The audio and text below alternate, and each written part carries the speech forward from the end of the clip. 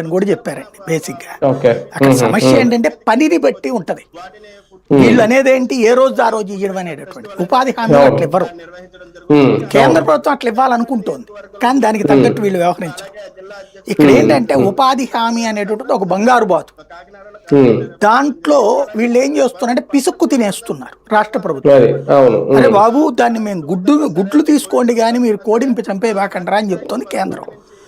వీళ్ళు ఇప్పుడు ఆ కోడిని చంపకుండా గుడ్డుని ఎట్టా కాపాడుకోవాలి అర్థం కాక తలబట్టుకుంటున్నారు అనమాట ప్రస్తుతము. ఇదేంటి మీరు ఒక్కసారి గుర్తుకు తెచ్చుకోండి, అధికారంలోకి రాకముందు ప్రతిపక్షము కూడా ఉపాధి హామీ దుర్వినియోగం అని చెప్తుంది. అధికారంలోకి వచ్చాక ఉపాధి హామీ ద్వారా మేము ఇన్ని పనులు చేశామని చెప్తాం. ప్రతిసారి ఉపాధి హామీ వాళ్ళ ప్రతిపక్షంలో ఉన్నప్పుడు అయ్యో రైతులకు అన్యాయం జరుగుతోంది, భవన నిర్మాణాలకు అన్యాయం జరుగుతోంది, ఉపాధి హామీ దుర్వినియోగం అయిపోతుందని చెప్తుంది.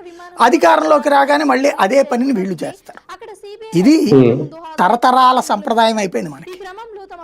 దీంట్లో స్పష్టత జర్నలిస్టులందరికీ తెలిసినా రాయరు. ఇంకోటి, ఇదివరకటి రోజుల్లో పాపం దాన్ని క్రాస్ చెక్ చేయడం కోసం అని చెప్పేసి ఈ సిస్టమ్ పెట్టారు, సోషల్ ఆడిటింగ్ అన్నటువంటి.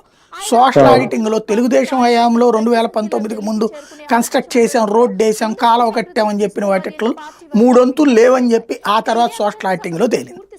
దాని మీద కేసులు పెట్టారు, ఆ డబ్బులు ఇవ్వలేదు. కేసులు పెట్టిన వాళ్ళని అరెస్ట్ చేయట్లేదు వీటిట్లో. ఉపాధి హామీ సద్వినియోగం కావాలంటే ఉపాధి హామీ పని ఉండాలా, పనిలో కార్మికుడు ఉండాలా, కాంట్రాక్టర్ లేకుండా ఉండాలి, ప్రభుత్వమే మానిటరింగ్ చేస్తూ ఉండాలి, డబ్బులు నేరుగా వాళ్ళకే వెయ్యాలి. అలా కాకపోతే సోషల్